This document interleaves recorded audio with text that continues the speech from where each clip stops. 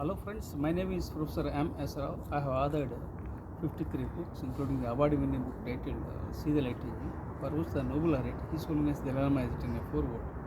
I have 43 years of diversified experience, including Indian Air Force, business, teaching and training. Now I am going out to enjoy the nature, and I will share with you a couple of stories on life and leadership. And I am in Seattle, and I'll go for a walk and enjoy the nature and come back. I think it takes 1 hour. And I request you to consider subscribing to my YouTube channel. And I'm a server of Brainstroke in the year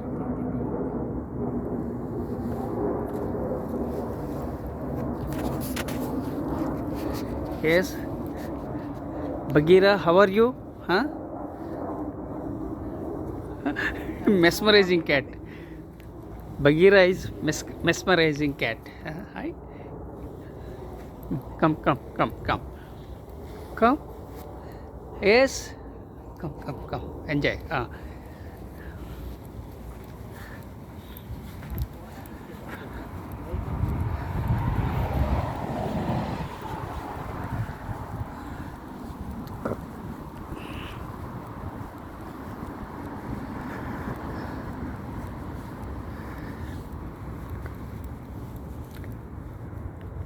This is the home. This is the home where my younger son Ramakrishna Sai lives, and I'm in Seattle right now. I'm enjoying the ambience of various houses in and around. It's a very beautiful city, an amazing city, an incredible city, and now I'll walk and talk.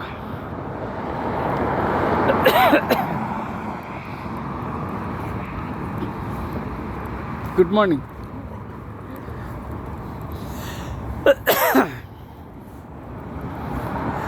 So friends, now I'm walking and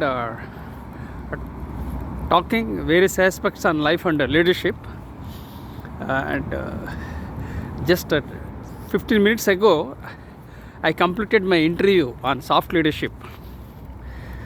So I was very much exhausted. The interview was for 1 hour, but still I came out to enjoy the walk.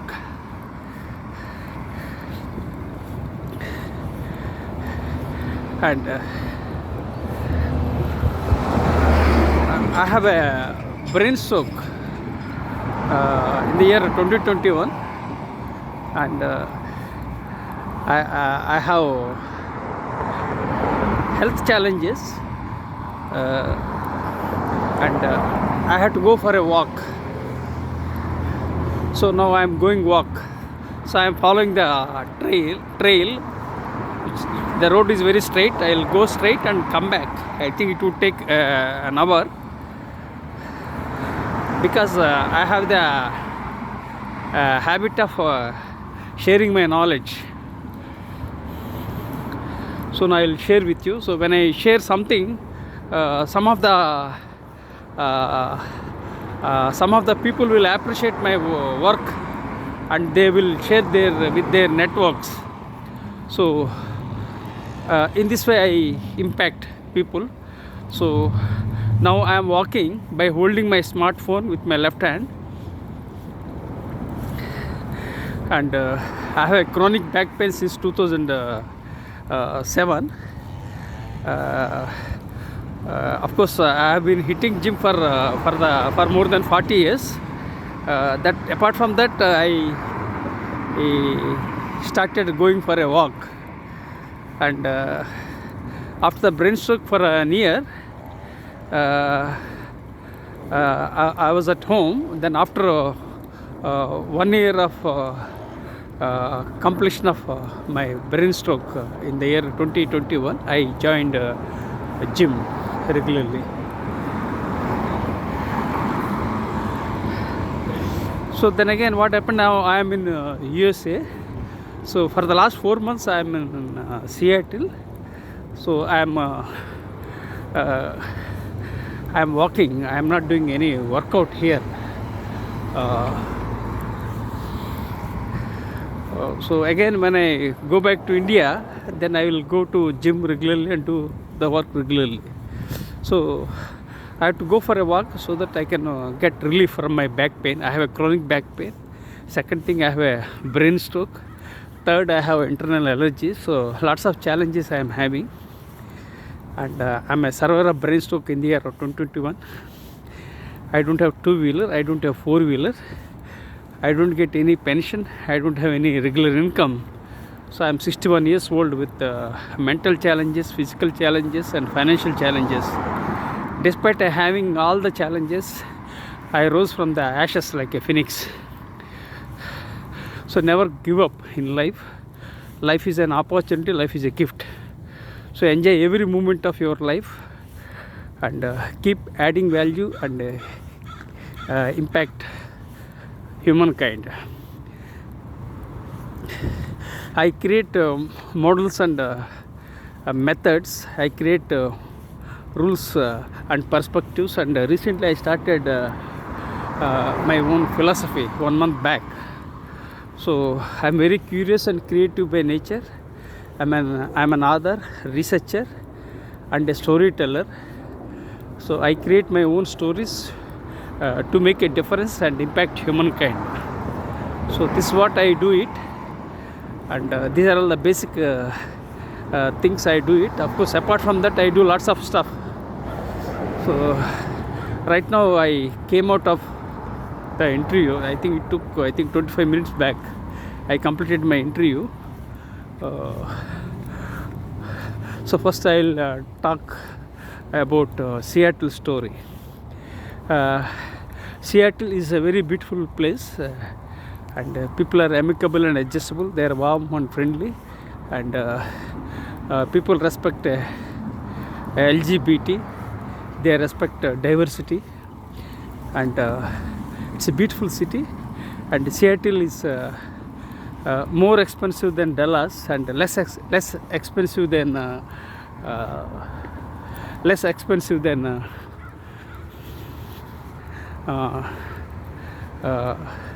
Seattle.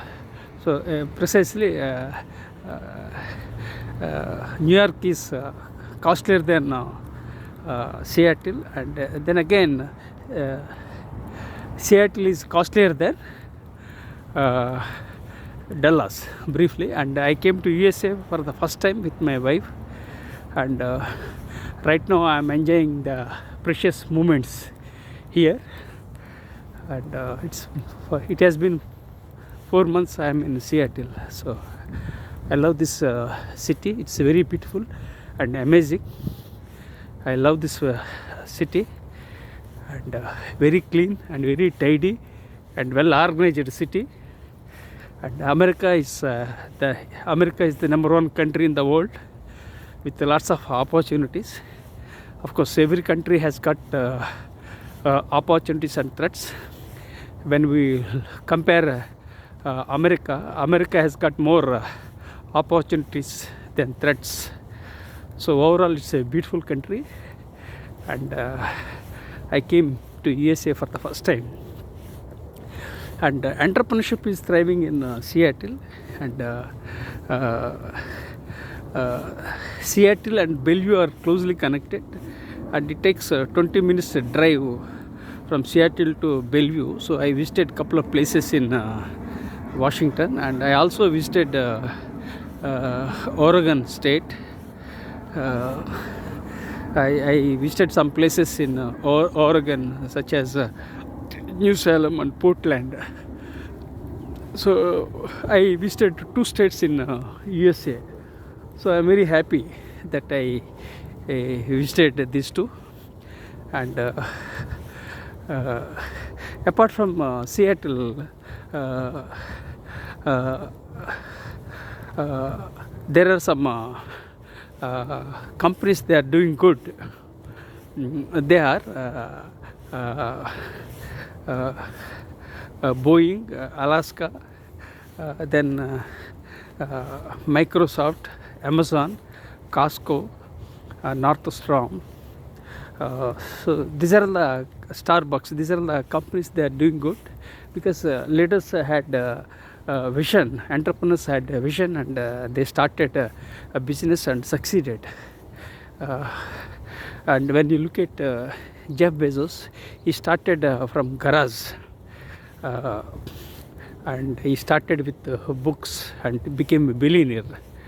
And he's probably one of the fifth billionaires in the world. So Bill Gates and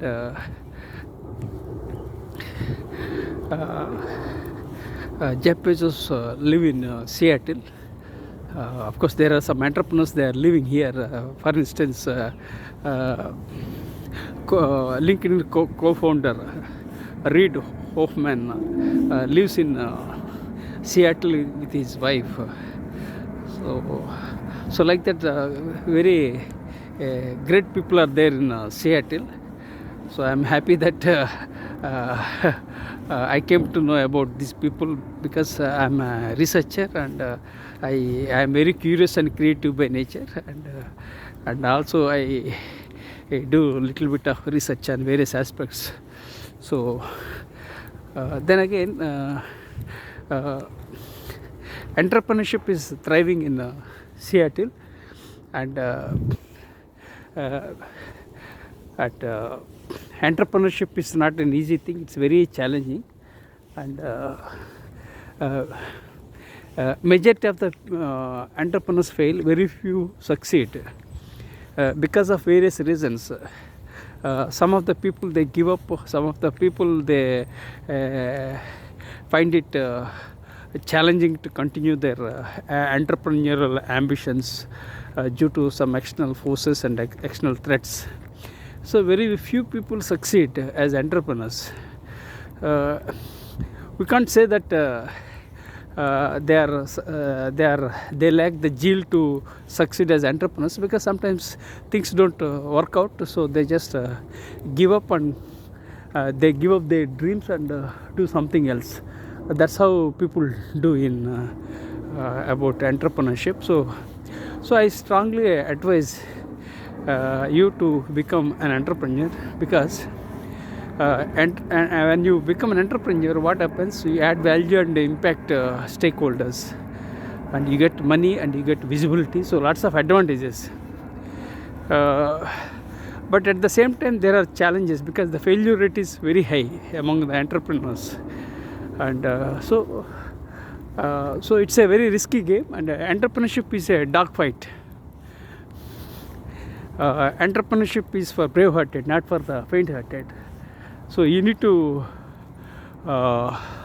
understand the challenges of entrepreneurship, but still you should worth exploring entrepreneurship. So I came to this place a dead hand. So I'll go back now. I think I didn't know this place. So first time I came. As I told you that I'm very curious and creative, so I observe the people here and there. So now I came to know that it's a dead end, so I'll go back.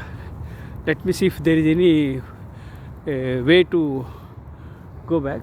I think it's a different place I came across. Let me see whether it works or not. No, it doesn't work. So then I'll go back. It's a downhill. So I'll go back. I thought I didn't know that it was a dead end. So I just explored and experimented. So I returned, no problem. So, as I told you, I am very curious and creative. So I just explored, which didn't work out. Then again I'll go back, and then again take diversion. So okay, now I'll circle back to my story on entrepreneurship. I published 53 books. In fact, I wrote 60 books, but published only 53 books, and 7 books are yet to be published. And one of the books is about entrepreneurship, which I already wrote some 4 years back, but I could not edit and update. Why? Because I had a brain stroke. For the last 4 years, I have some health challenges, and brainstroke was a dampener in my life. So somehow I survived the brainstroke and I started walking slowly and steadily. So fully I'll edit and update my pending 7 books and publish them. So the book on entrepreneurship is still pending. I'll edit and update, and apart from that, technology has changed the game. Technology is a game changer. Things have changed very fast, and I found it very difficult to cope up with the technology because I am already 61. So I'm had to update my technology. So at that time I had a brainstroke. That was one more dampener. But still I am not giving up. I'm very curious and creative, and I learn and grow.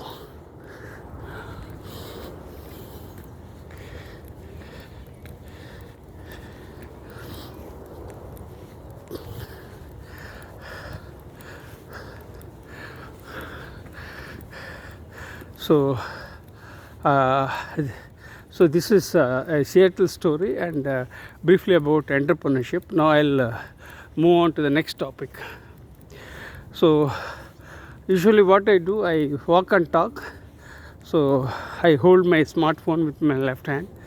Why I record my memories is that I'm already 61. I want to record my memories and make them viral. If people like and share with their networks, I'll be very happy because I'm impacting the world. So I'm very optimistic by nature, and I'm very positive. My blood group is B positive, and I'm very positive by nature. So I'm very positive by nature.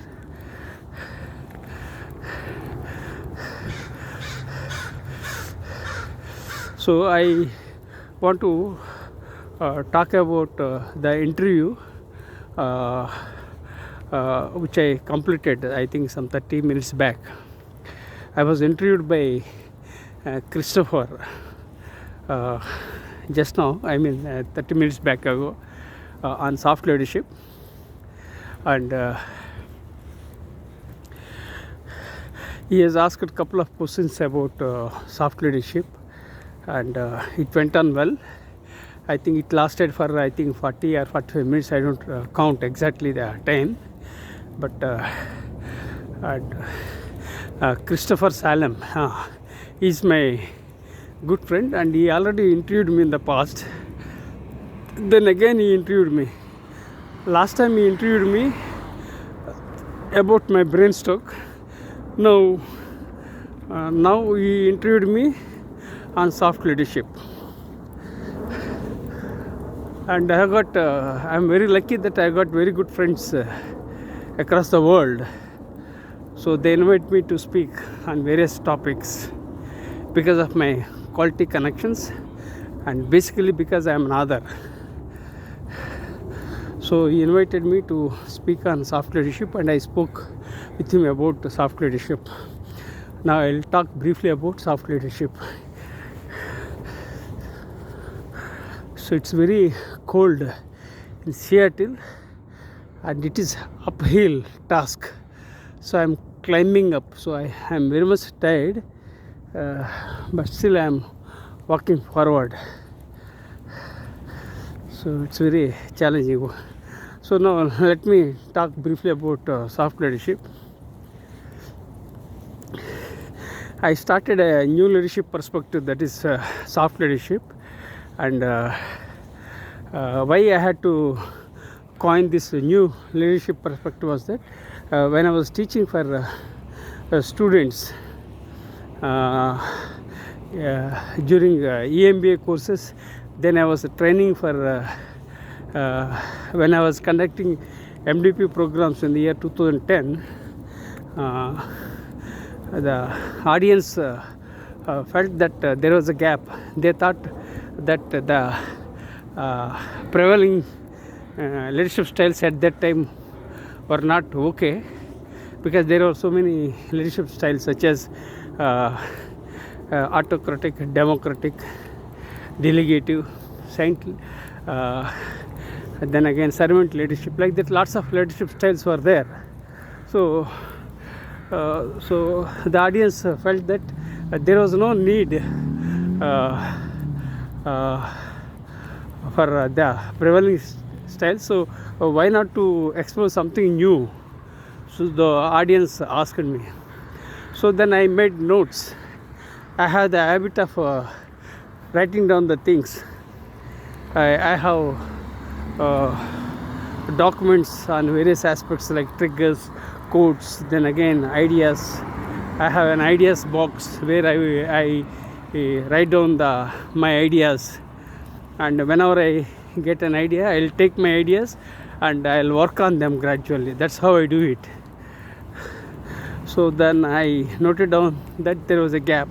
Then I thought, let me explore a new leadership perspective, that is known as soft leadership. I earned my Ph.D. in the year 2011. Then I was researching about soft skills.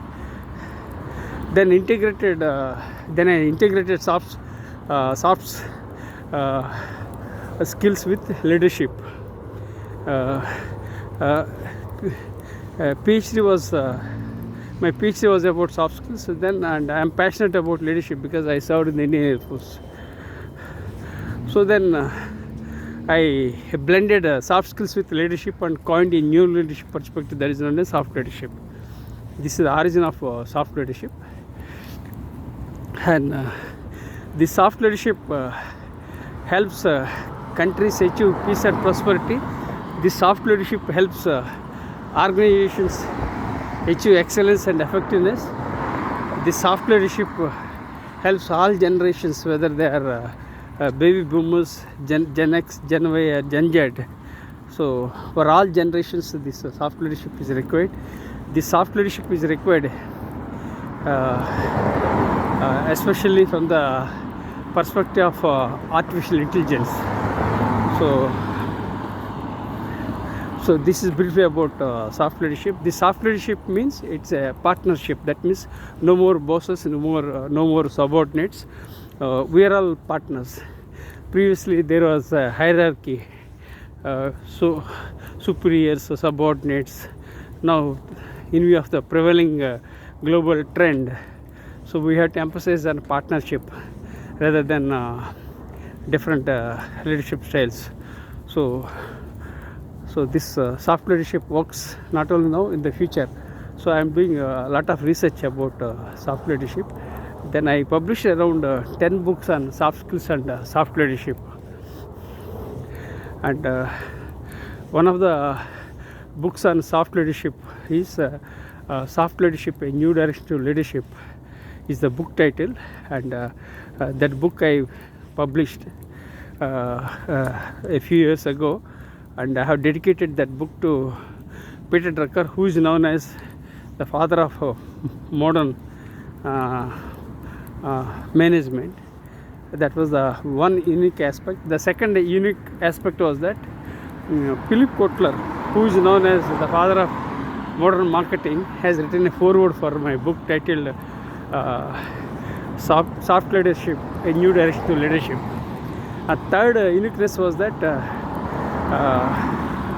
Dave Ulrich, who is known as the father of modern HR, has created a leadership code, and also he wrote a foreword for one of my books on soft leadership around 15 years ago. And fourth uniqueness was that I am known as the father of soft leadership globally for my contribution globally. And because of these aspects, I am known as the father of soft leadership globally. And if you want anything related to soft leadership, you can Google soft leadership. You will find to know about Professor M.S. Rao, the kind of research I have done, and the kind of research still I am doing to impact humankind. So And apart from that, I made a debut as an author in the year 2010, and I published 53 books, and I published more than 300 research papers, and I published more than 1,000 articles, and I still contribute to the Entrepreneur magazine. I serve on the editorial board of DLO of Emerald and JVPL. So like this, lots of creative work I have done, scholarly work I did, so I was very happy. So all these things I did within a span of 15 years. So you can imagine the kind of effort I have put in towards educational learning. I'm passionate about education and learning. I'm passionate about acquiring my knowledge and sharing my knowledge, and I believe in learning, unlearning, and relearning. So these are all the aspects about soft leadership. Now I will do one thing. I'll return home because so I'll go to a place and I'll return. I think that's better. I'll go to a place and I'll keep it as a landmark and then return, so that I'll memorize easily. So this is briefly about soft leadership, and still I'm doing lots of research on soft leadership, and I'm trying to integrate soft leadership with brain science, psychology, decision making, artificial intelligence, technology, employee engagement. So like that, lots of research still I'm doing, and it takes time. Research takes its own time, and hopefully I will create something unique and impact humankind. So that's what I'm doing. Usually when people pursue PhDs, they remain quiet, but in my case I don't remain quiet. I'm passionate about research, so I am still doing research despite having health challenges, despite having brain stroke, despite having lots of other financial challenges. So we are living in this world with some idea. So I'm very optimistic that I'll create something new and impact humankind.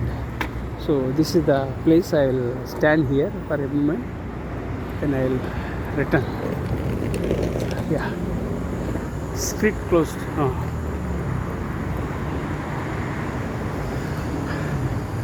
So now it's very cold and very problematic for me. So I am returning now.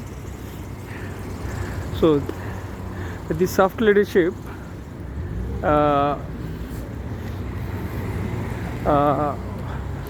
plays a crucial role for organizations and countries. And the host asked a couple of questions related to communication skills. Then I shared about communication skills, because communication skills are very much required. Then I shared about Winston Churchill. He was a great communicator, great speaker. Then when you look at Martin Luther King, he was a great leader and great communicator. So when you are gifted with when you have the gift of gab, you can conquer the world. So this is my firm belief, that we should have communication skills so that we can lead and impact humankind. So you must acquire communication skills. Then he has asked how to acquire communications. Then I told, only by practice. So books help you to read and understand, but apart from books, what you have to do, you have to practice communications. And then I shared with him about some aspects about improving communication skills. Then I also shared with the host that I watch the videos of great leaders. So I shared with him. Then again apart from this, what else can you share? The host asked. I said, yes, practice, practice, practice. That's the only slogan for communication skills. And I published 53 books. Out of 53 books, 2 books are related to communication. So one book titled Strategies for Business Communication. Another book is Strategies to Public Speaking. 2 books.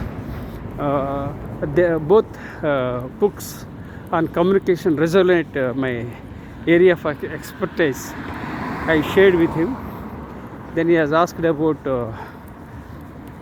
EQ, IQ. Then I shared both are required, and we must blend IQ with EQ. And IQ is something which you are gifted, and EQ is something we can build around the talent. So you need to have talent, then again you have to skills around them. So in this way you will be able to impact. Then he has asked questions about soft skills and various other aspects. Then I told about soft skills that I published around 10 books on soft skills and soft leadership, and some books are related to soft skills. Then around 15 years ago, I was asked to write a research paper on myths about soft leadership, because people had lots of myths about soft skills. Some people felt that those who are expert in speaking in English, they are having soft skills. Some people opined that it is related to gender. Some people felt that EQ is about soft skills. So like that, people had lots of myths. Then I told them that soft skills are all about your personality, attitude and behavior. So let me repeat, the definition of soft skills is that soft skills are all about your personality, attitude and behavior. They may be related to EQ and various other aspects. The core essence of soft leadership is personality, attitude and behavior. So I debunked the myth by publishing a research paper a few years ago. It was published by ASTD, and that has been renamed as ATD. So this was my journey with soft skills. And also I shared with the host about various generations. I said this all generations are good, whether they are baby boomers, Gen X, Gen Y, Gen Z, all are good. But the challenge with the generation Z is that they are tech savvy, but they don't know how to get along with the people. This is a very big challenge. And especially I am very happy for this Gen Z because they are into workforce and they are digital savvy. They are very smart and brilliant, but they don't know how to get along. This is the challenge. So we should encourage Gen Z to develop emotional intelligence so that they can work happily and they can interact with others. And these are the basic messages I have shared. Then again, the world is changing very fast, so we have to change with the changing times and technologies, and we have to learn, unlearn and relearn. We have to embrace technology, we have to embrace failures, and the only thing constant in this world is change. So you have to change, otherwise you will be left out in the race. So these are the aspects I have shared in my video. So like that, lots of aspects I shared during my interview, and Then I also shared about some leaders, like I admire some of the leaders like Abraham Lincoln, and then again Martin Luther King, then Nelson Mandela. So these are all the leaders. They are very soft leaders. Uh, uh, uh, but they never compromise their principles. Soft leadership is to lead with people's skills without compromising the task orientation. When you look at Mahatma Gandhi, he never compromised with his core principles. He fought for India's independence. So he was a soft leader. Then again, when you look at Martin Luther King, he was against discrimination in the American society. He fought against it. Of course, he was assassinated, but he stood by his values and principles. Then again, when you look at Nelson Mandela, I think 27 years he was jailed, but he never compromised, and he stood by his principles. So all these leaders were successful because they believed their core values and they succeeded. So they were all soft leaders. Then I shared with him about some leaders. They are very hard, some people are very soft. When you look at Donald Trump, then again if you look at Elon Musk, they are very hard leaders and they are task oriented. Then again some leaders, they are people oriented, but again they never compromise their core values. So it all depends upon the mindset of the leaders. So at the end, what we have to share with the people is that no leader is entirely good, no leader is entirely bad. All leaders have their strengths and weaknesses. So we have to look at the strengths and we have to leverage their strengths so that we can impact positively. So these are the messages I have shared with the host. So this was briefly about soft leadership. So now I am returning. I think it takes very limited. I think it will take 5 to 10 minutes. I'll go back and share with you a couple of final messages. So life is beautiful. Life is amazing. Life is incredible. Life is full of possibilities. So enjoy every moment of your life. Don't think too much about your unpleasant past, and don't think too much about the future that can't be predicted. Learn to live in the present, because what you have is only the present. So learn to live in the present. Especially after the brain stroke, I realized how fragile the life is. So let us enjoy every moment of our life and enjoy the journey and impact the world. So these are all messages I am sharing with you, and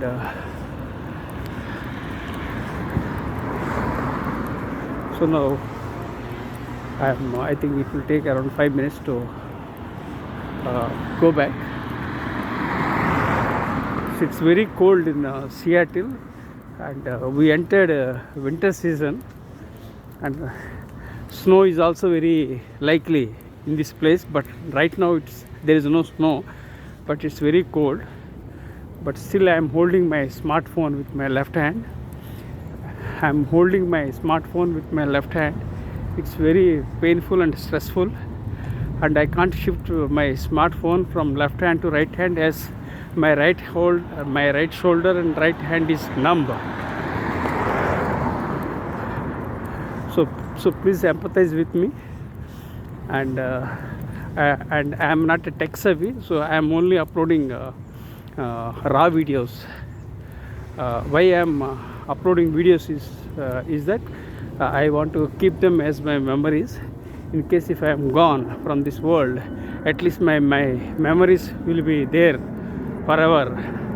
So with that vision, with that passion, I am recording and I am sharing with the world. So this is the purpose of recording. Despite having health challenges, I was born into a toxic family and grew up in a toxic environment. I don't have two-wheeler, I don't have four-wheeler, and lots of challenges I am having. I am 61 years old, but still I am leading from the front, and what can't be cured must be endured. So I am enduring the pain of life. So this is my life, this is my story. This story is worth spreading with the world.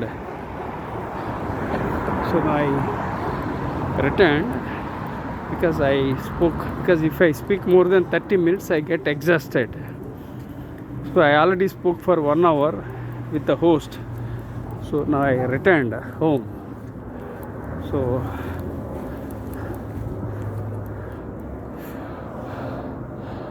So let me look at my face. So friends, I request you to consider subscribing to my YouTube channel. I'm in Seattle, and I just returned from walk. So I'm signing off. Practice gratitude with gratitude.